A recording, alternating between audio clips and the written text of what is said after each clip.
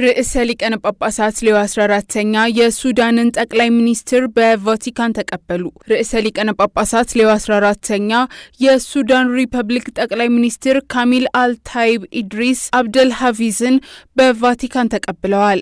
ክቡር ጠቅላይ ሚኒስትሩ ከቫቲካን የውጭ ጉዳይ ሚኒስትር ካርዲናል ፔትሮ ፓሮሊን ጋር እና ከዓለም አቀፍ ድርጅቶች ግንኙነት ምክትል ጸሐፊ ሞንሲኞር ሚሳሂሌ ብላጅ ጋር ተገናኝተዋል። የቅድስት መንበር የፕሬስ ጽሕፈት ቤት ባወጣው መግለጫ የተደረጉት ውይይቶች በቅድስት መንበርና በሱዳን መካከል ያለውን መልካም ግንኙነት የሚያረጋግጡ እንደነበር የገለጸ ሲሆን ውይይቱ የአካባቢው ቤተክርስቲያን ለሀገሪቱ ጥቅም ባላት ጉልህ አስተዋጽኦና ባለፉት 3 ዓመታት በጦርነት በተጎዳችው ሱዳን ላይ በተከሰተው ከባድ ቀውስ ላይ ያተኮረ እንደነበር ተጠቁሟል። ቅድስት መንበር በመግለጫው ግጭቱን ለማስቆምና በጋራ ሰላም ለማስፈን በሱዳን ውስጥ ባሉ ሁሉም ወገኖች መካከል የተኩስ አቁም ስምምነት ላይ መድረስ፣ ለህዝቡ እርዳታ መስጠትና ቅን ውይይት የመጀመር አስቸኳይ አስፈላጊነት ላይ ተወያይተዋል ሲል ገልጿል።